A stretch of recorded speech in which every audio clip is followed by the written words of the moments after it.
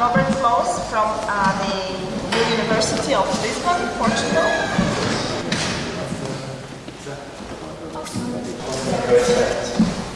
Yeah, so his talk will be about can self be extended by technology?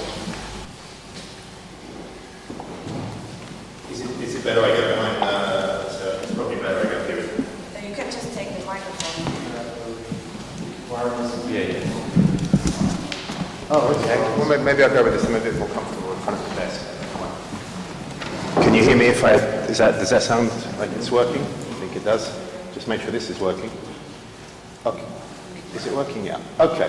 Good. Well, as I'm the first person from the Lisbon contingent here, I just wanted to thank the organisers, particularly Anastasia, for helping us so much since we've arrived at everybody. I think we're really glad to have this sort of ongoing relationship with Saint-Petersburg. It's fabulous to be here. We got a lot out of the last workshop, and we really hope that this is something which is going to be ongoing. So great to be here.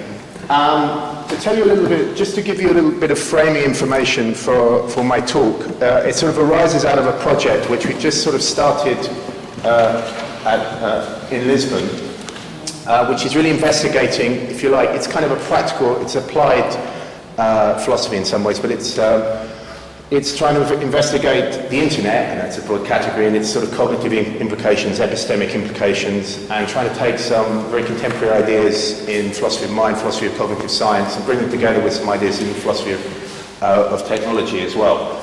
And that sort of drives this. As it happens, this turns out to be quite, I think it turns out to be quite, if you like, pure,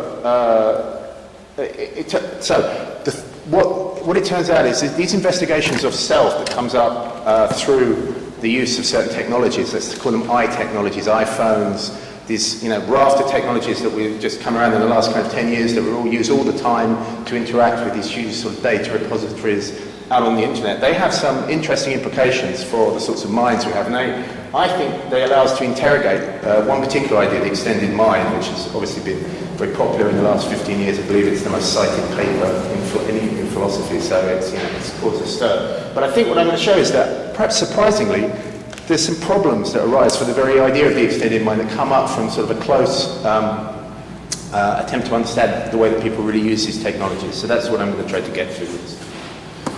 So I've just passed over this. I've been working on these kind of just trying to characterize in some ways what many of these technologies may be doing in harness with our minds, or if you believe in the extended mind idea, as they may become part of our minds. The thought experiment, which I imagine everybody's heard, so I'll go through quite quickly, which is sort of behind, has kind of launched all of these papers. This is the story of Otto and Inga. Otto and Inga are two art lovers in New York. They set out in the morning to go to the Museum of Modern Art. Inga has no particular problem. She just has normally functioning memory. She gets out of bed in the morning. I'm going to the MoMA, so she goes away, and she knows where to find it. She knows the transport plan. She gets there, has a wonderful time in the museum, we suppose.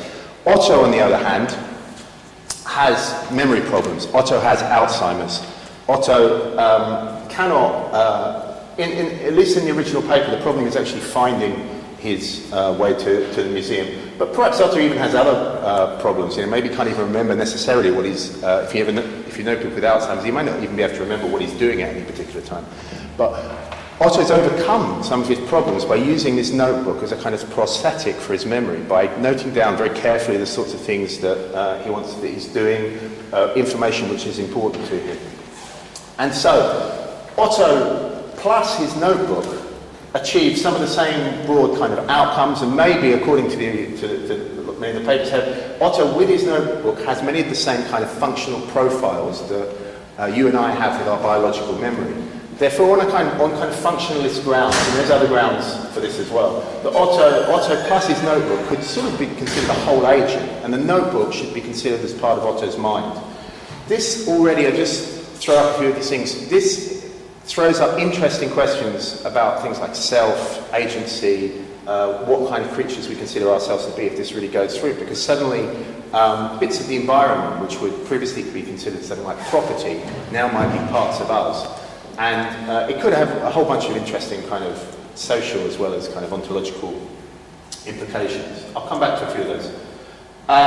Just the original, again, I'm assuming that you've got some kind of familiarity with this because, it's been talked about a lot.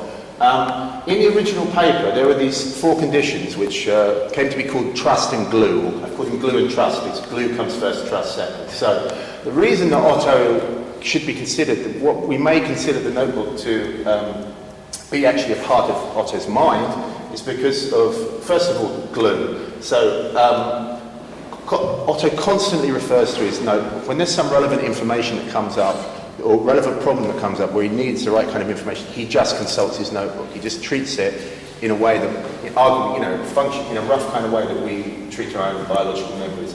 He has a felicity of access. He just knows how to find the information he needs. It always comes to hand. And then we have trust conditions. He automatically endorses any information that comes back. So, rather like in that film Memento, if you've seen that, if you read something in the notebook, which is a fact which he's recorded, perhaps because it's in his handwriting or because he trusts the process, he just believes it. So this is another reason to count, if you like, facts in the notebook as being Otto's beliefs. The last one, past endorsement, is actually problematic because arguably this doesn't happen for even sort of biological memories. But the idea is that Otto, this is to get away from memory tampering in some way. That somebody hasn't just, like in Memento again, just written something in the notebook which belongs to somebody else. So Otto at some point, to give it good epistemic conditions, has to have endorsed it. I just want to introduce you to Deacon Patrick Jones, if you've not heard of him. Deacon Patrick Jones is a very interesting fellow who is suffering from, or is afflicted by traumatic brain injury. I noticed that there's a conference coming up in Moscow about traumatic brain injury. So I don't know if there's people here interested in that, so correct me if I go wrong on this condition. But basically, Patrick Jones has been hit on the head a number of times. And he now has various problems with his memory, with concentration, with bringing ideas to mind.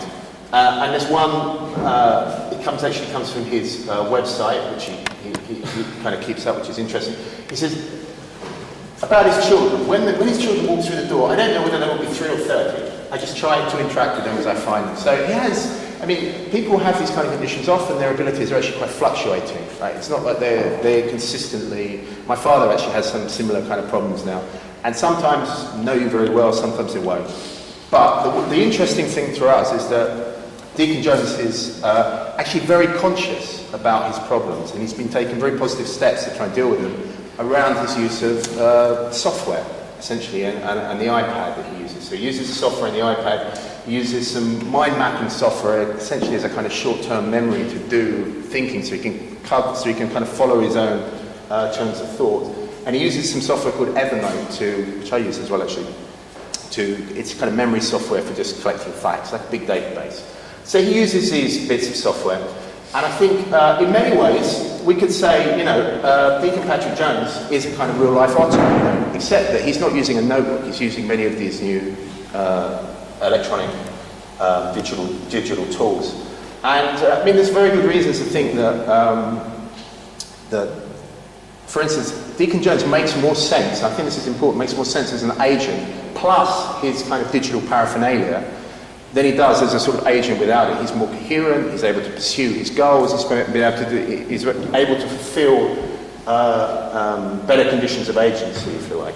So on the face of it, it makes all kinds of sense. This is a good existence proof that something like, the thought experiment of the extended mind actually has got some legs.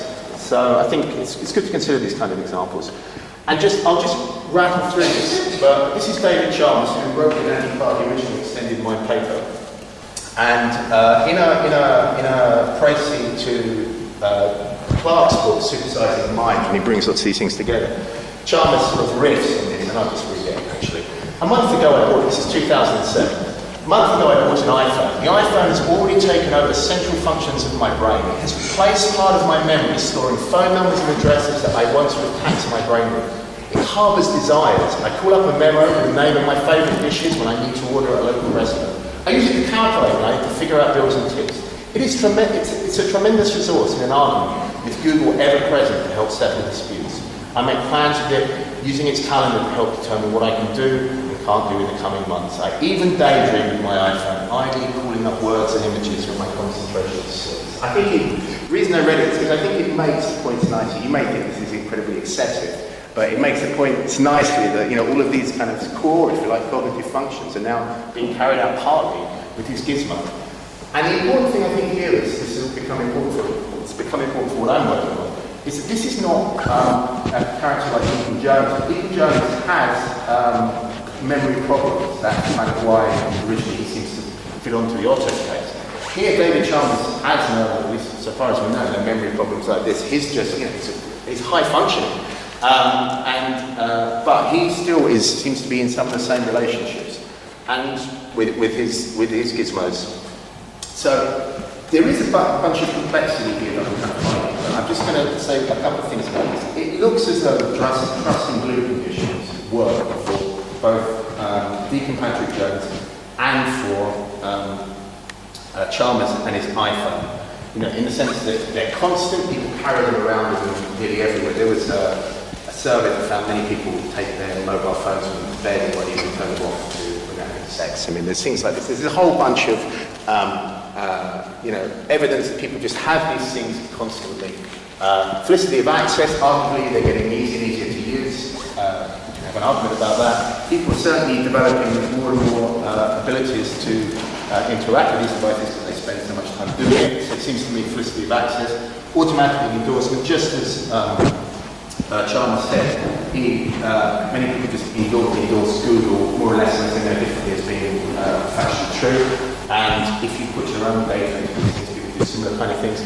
Past endorment is tricky here, it's tricky in the original cases. So that's so on the face of it, if trust and glue are really the conditions for the extended mind, then it looks like all of those are becoming more like Otto. All of us are using these gadgets, and the complexity I've given is, you know, there's systems, Google's system, different data repositories owned by different companies, different interfaces, all of these things. But it looks like we're using all of these things in a way which should meet the original conditions. Can I just ask how long I have, because I've got a bit lost in time? Well, it should finish in 2, so 20 minutes for your talk and discussion. All right, so I'll try to go a bit quickly because I think I've taken more time than I planned. So, here's just to show that one of the original authors is thinking along lines similar to me. Here's Clark in 2010 on a paper called Towards the Philosophy of the Web, and they try and think about what would happen. So what we're going to do now is take this on a step. So I'll take this back a step. Think about applications like Facebook that we share with social kind of properties, and the kinds of things we're now doing with sort of hypermobile internet devices. It could be that we're sharing in a certain kind of way more and more of our cognitive abilities because, you know, they meet the trust and glue conditions. We're using all of these devices, and they turn out to be social kind of social properties, many of these things as well. So here's one, Wikimap. The idea is it's a bit like Wikipedia, but it's a map, right? So people can just add changes to it, and everybody accesses it. So in this paper they say, one could imagine Otto trying to find his way to the Museum of Modern Art, and instead of a notebook, having a PDA, a personal digital assistant, with access to the map on the web. Likewise, Inga having access to the exact same map via a personal digital assistant. And they go on to say maybe this is some sort of joint cognitive state. And they also go on to say, well, maybe even there's, you know, it looks like we might have, you know, this is some sort of socially extended cognition again, where parts of your mind might be parts of my mind because we're kind of sharing them by devices. And I think I can skip that for the moment. But so the problem comes up here with this, something that was known about right from the word go in the original paper, right? This problem of cognitive blow. And the idea was originally that if the extended mind case has kind of got any interest in power, it shouldn't be the case that if I go and walk into a library, the library just starts being part of my mind, right? That starts to look like a kind of reductio ad absurdum. And the authors were aware of this in the first case, and the trust and glue conditions were actually put in place to try and guard against this, you know, to try and make it the case. The problem is, it almost looks like technology has overtaken the extended mind case. So on the face of it, you'd think all of this gadgetry now, you know, it fits those kind of examples. So the extended mind explanation kind of serves all of these purposes. But things look really problematic if it turns out that Google is part of my mind, right? Or everybody else's updates to Google are part of my own mind. Or some strange, somebody spoofed Google and added in some odd fact about Saint-Petersburg, and that's become part of my mind, even though I haven't read the latest update. Because in the original Otto case,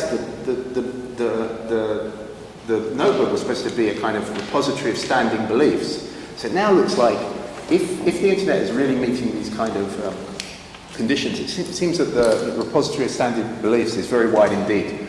So that, I think that's really problematic, just at first blush anyway. So I'm going to skip through this because I don't think I'll have time to do it. So I'm just going to come to Kim Sterelny. Now, Kim Sterelny has been thinking very interestingly about lots of these things as well. And he has a kind of different take on it. His take actually comes from looking at animal literature of, for instance, beavers building dams and ant nests. And the idea of niche construction, which is basically an animal will change the environment in some way which has a material effect on its capabilities. So, Kim Sterelny wants to say that the extended mind may turn out to be just a tiny little area in the possibilities of using external devices for cognitive purposes. But the more general case is something a bit more like niche construction, that we're just using collective entities which are not really parts of our minds at all. So here's two examples. He has a bunch of examples, but two nice ones are, one is actually a map again. So if you think of a tube map, so one of the interesting things about, say, the London tube map is it's very recognisable. It's like, I haven't put it there, but everybody, sorry, it's very, I should be doing this, shouldn't I? It's very recognisable. Everybody kind of in London kind of knows it. And the fact is, it's something that is not anybody's particular property. It doesn't belong to any individual. It's something that actually does a load of its purposes because it's, people use it every day, and because we use it every day, and because lots of people use it, it's kind of collective, and we rely on other people using it in the same way as us. So it kind of gives it epistemic validity in some way by this pattern of usage.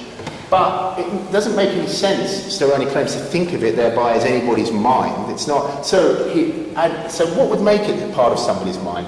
And here he uses another example of kitchen knives. Same kind of thing. You can do cooking with many different chefs can use the same knives. But it so happens that very accomplished chefs often customize their knives. And they customize them so that they're a bit sharper, they've got a slightly different grip, they can use them in a different kind of way.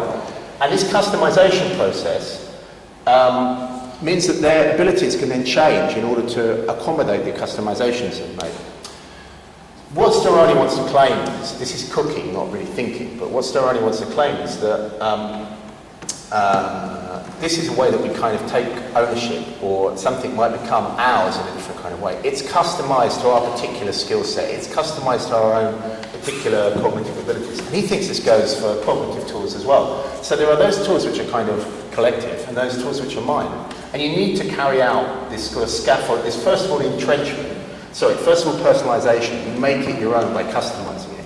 And then entrenchment. You change your abilities to take account of the changes that you've made to the artifact. Those two together, Sterelny claims, will now confer this kind of special mindness category to tools. So that looks good. So maybe it solves our bloat problem. So the bloat problem. So now Google's not part of my mind, but there might be some particular devices that I interact with and make mine in a particular way. Maybe it makes things come out in a way that looks more sensible. So this is really. So I'm now going to tell you why I think this doesn't work. So I'll go. Yeah, I think I've said this. So, Cloud Otto.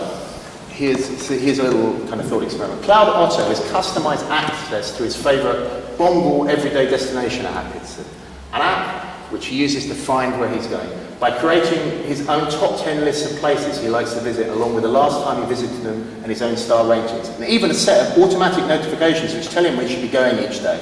And a Bongal map link up which gives him audio instructions about how to get to his chosen destination. So it's doing the work, it's getting him to where he wants to go. And he's working with it exactly the same kind of way of his notebook, it's customized to him. It meets the personalization and entrenchment conditions because he's personalized it and done all this kind of work that many people who use his devices do. And he's entrenched it to his everyday patterns of uses. He visits his favorite 10 locations.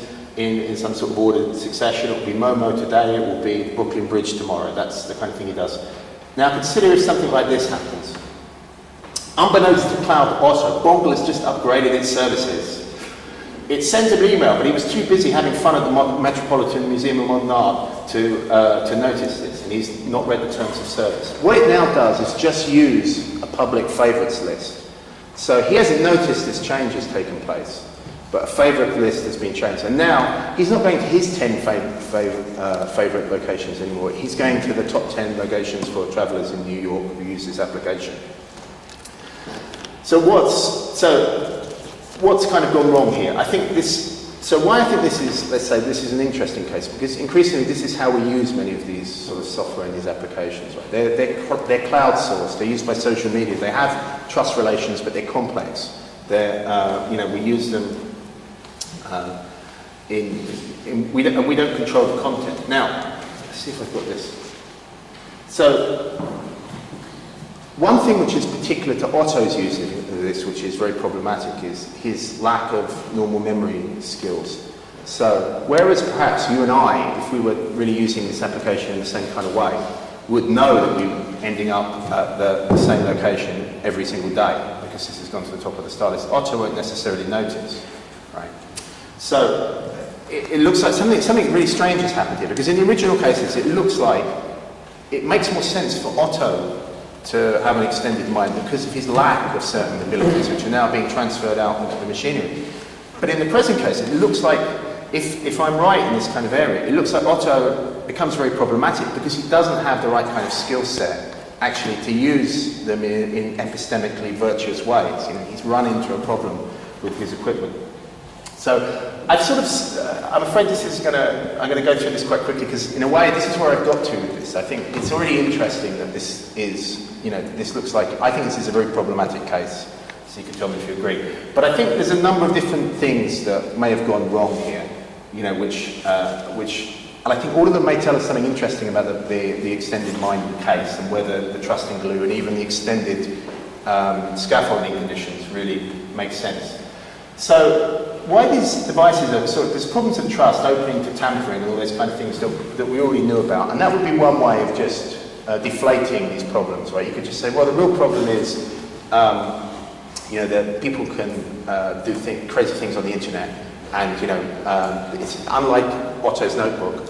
It's very easy just to write things into Otto's notebook, into the internet devices you couldn't do on Otto's notebook without noticing. And I think that's really important. That probably is partly true. But the thing is, with Otto's notebook, so it reveals something that wasn't in the original cases. With Otto's notebook, it was because he had a certain skill set. It was because he was able to spot if somebody was tampering with his devices, at least in general, that one might want to count this as the case of the extended mind. Whereas in these cases, we just can't spot them because very often there's something, as these devices become very felicitous in use, they become kind of transparent, we can deal with them, the actual workings of them becomes more and more opaque to us. It's almost as if we don't know how they're working anymore. And at least when I've talked to Andy Clark about this, he doesn't think this is a problem, right? He thinks that's great, because he thinks, okay, maybe Otto might, or somebody like him might do very stupid things in this, but that's just extended stupidity, right? That's just that's a good case of the extended mind. It's a case of somebody being, they're just a bit dumb, unfortunately. But I think there's reasons to maybe doubt this, because it's telling us something about how we can grasp devices, what we need to do to have good epistemic access to external devices. And if in some way they're completely impenetrable to us, we've got no idea how how data is arising out of them, or what kind of knowledge they're giving us, then it seems to, by sort of standard canons of, epistemology, it seems to not make much sense, even if we're interacting with them in the right way, to say that they are repositories of our knowledge or something like that. So, it may be that really something's gone wrong here with the basic extended mind case, that it's kind of showing us something about that. And so I'm going to skip some of these. These are other ways of sort of coming at the same question. And what I've got really interested in, and what I'm trying to work on now in the sort of paper version of this and for this project, is what kind of skills, what kind of relationships do we need to have to web reposited knowledge, if you like, such that it makes sense to think of it as being, to have this kind of possibility of cognitive extension. Because on the one hand, I've already said, I think this has already told us something about the extended mind. The conditions so far specified just don't work. They don't do the job that they were supposed to do. But I think it might also tell us something about felicitous uses of these devices more generally, as we come to rely more and more on devices which, in certain kind of ways, people may actually go along with the extended mind idea and think they partly make us what we are. So there's cases in Andy Clark's books of people relying very heavily on certain types of search engines and the way that they might give you information, that he argues that these devices become really parts of you, parts of not just your mind, if you like, or almost ipseity of what makes you you. But if I'm right, none of this stuff really works. So that would just be a kind of very dangerous kind of ontological mistake. And I guess I'll leave it with that. Yeah. Okay.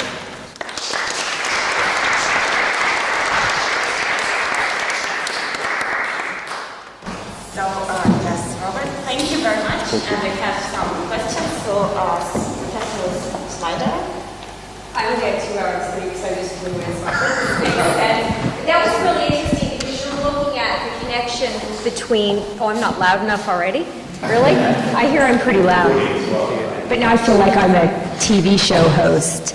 No, it's really interesting to see you take, this kind of standard issue in philosophy of mind and look at the political and social aspects of it. I agree with you that, this is epistemologically very dangerous, the direction that people are taking the attempt to extend the mind. Now, I'm interested in that, but I'm also interested in just this idea that Clarke has, that we're actually talking about the mind in the context of his work, because it looks to me like he hasn't really said anything about the nature of mind at all. I mean, it's so metaphysically thin.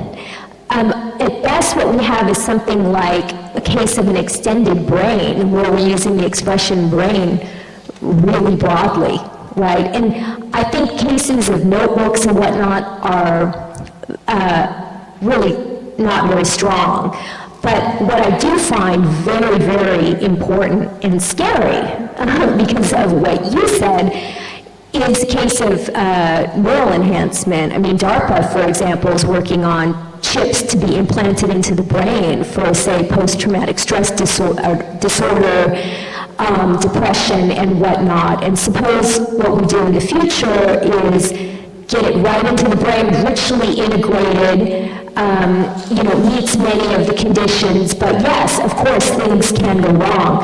But I think in addition to raising the social and political issues, we need to ask about the nature of mind to figure out what it is that's going on here. Because, as much as I used to almost laugh at John Searle's worry about biological naturalism, this unflinching acceptance of silicon as the basis for thinking could really come back to haunt us in the context of the extended mind. I think there are a lot of issues which still haven't been dealt with.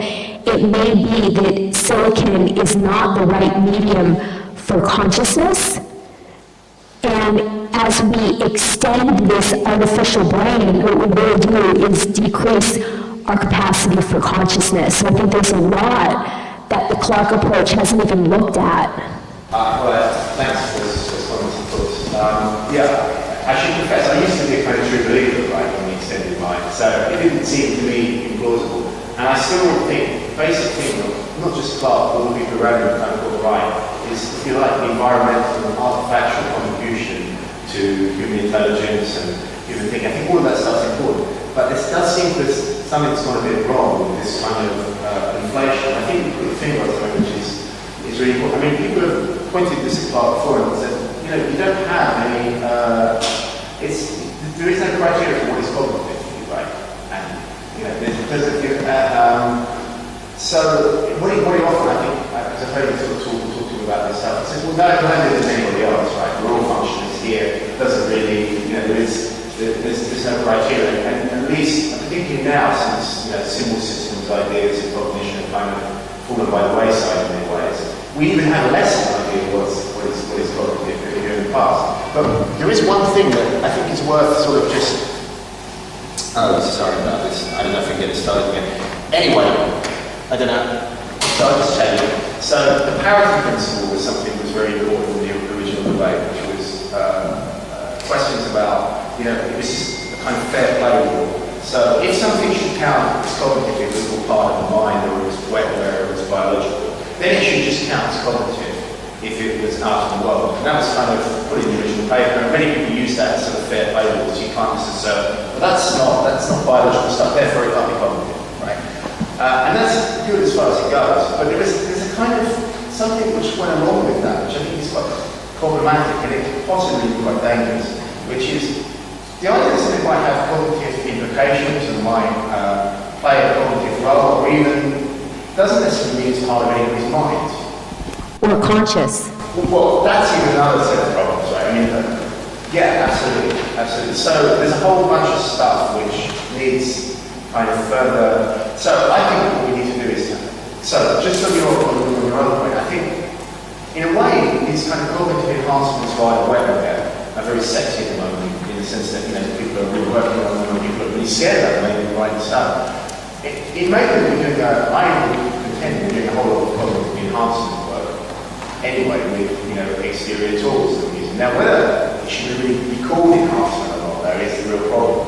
Right? Whether it should, it's a change, but it's an enhancement. It's another question. What we really need to know is examine the real implications, and that's, I think, something we haven't done nearly enough of. Okay, so the 11th question.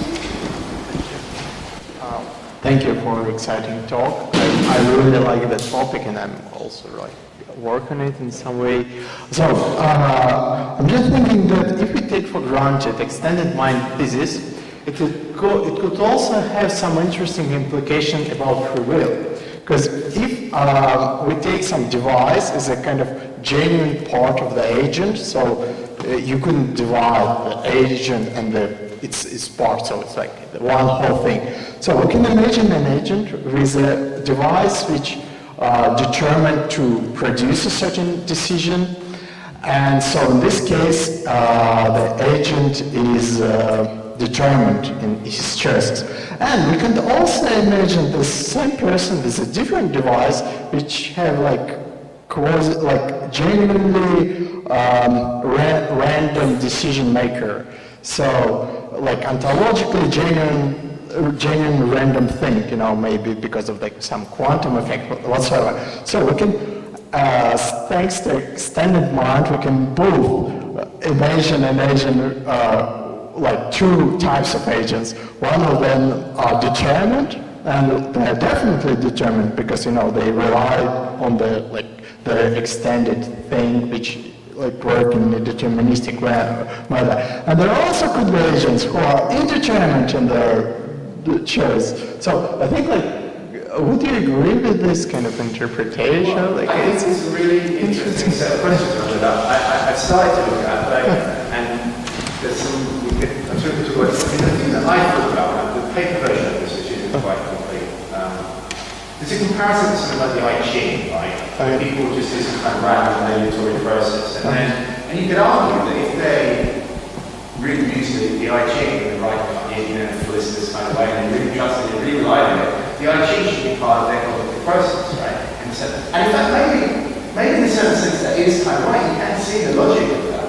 But I think what some of this stuff makes clear is that so that would be maybe Andy's kind of, well, they're just dumb, or they're just, good that person. It's a cognitive process. It's just not a very good one, right? Because you're just living your life, if you don't believe in religious implications, by some kind of, or some complex interpretation. It's just not a very good cognitive process, but it's still a cognitive process.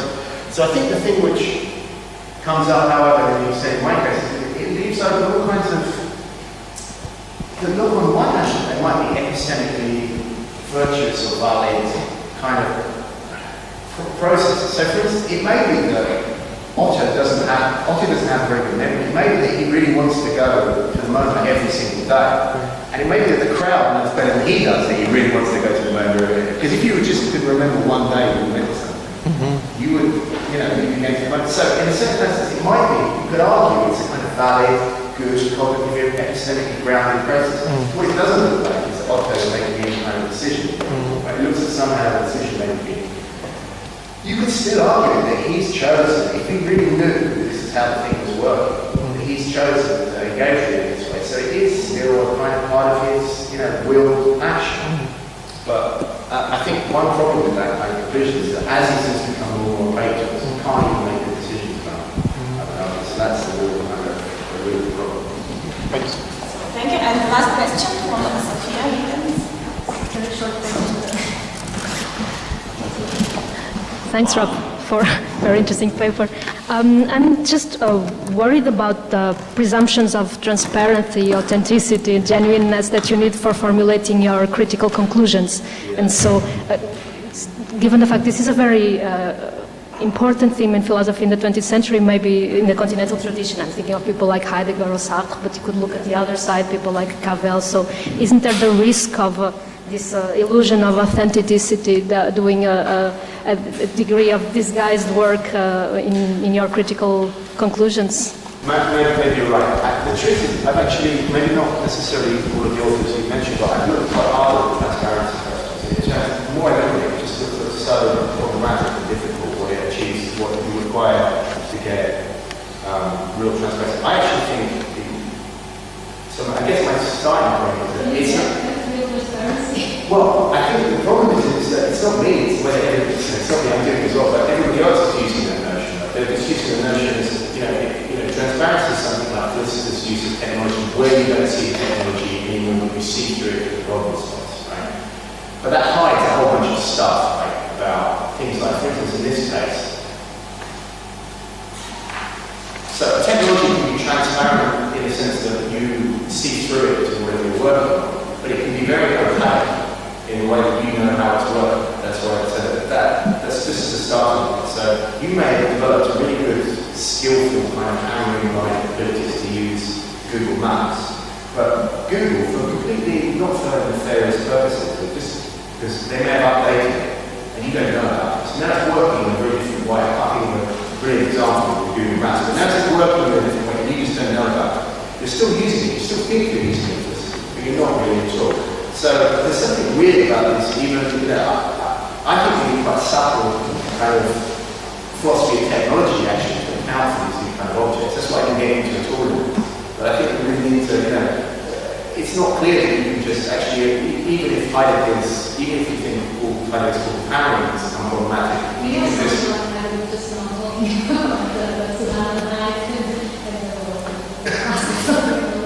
Yeah, if you could, but the question is, I think, I'm sure you can recruit stuff really easily to do it, but I think actually this is what people want to do. Many people have written about it in quite an problematic way. In fact, what I'm working on is really almost trying, I'm not necessarily using the intellectual resources you're talking about, but it's actually trying to exactly problematize what this transparency means.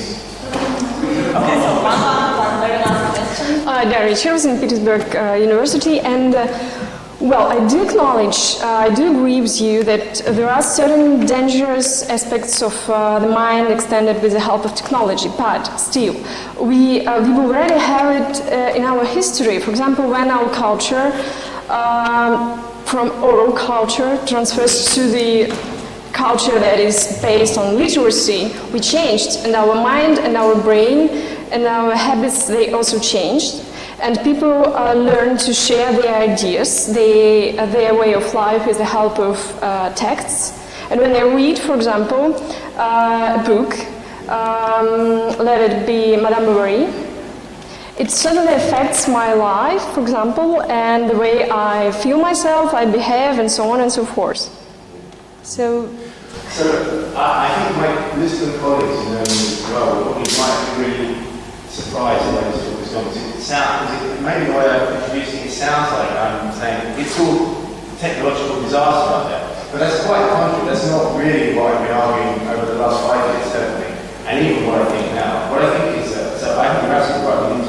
So like lots of people working on this, I started writing try and really compare the properties of other kind of mediums with what the internet makes available. It's really interesting on memory. We can talk about this later. There's lots of, so I don't think it's all a disaster. That's not my point at all. I think many of it, I think most of it's great. I've been busy debunking some of the things that people have been saying about deep reading, about being destroyed by use of internet technology and so forth. But I think we've got to be clear on what's going on. Right? This is the problem. The problem is that it doesn't, as far as I can see, recruit very easily to the, or so far as I can see now, after looking at it for a long time, I think the extended mind view of this stuff actually ends up with almost some kind of crazy implications, right? We really don't want to end up with, they're really not very problematic.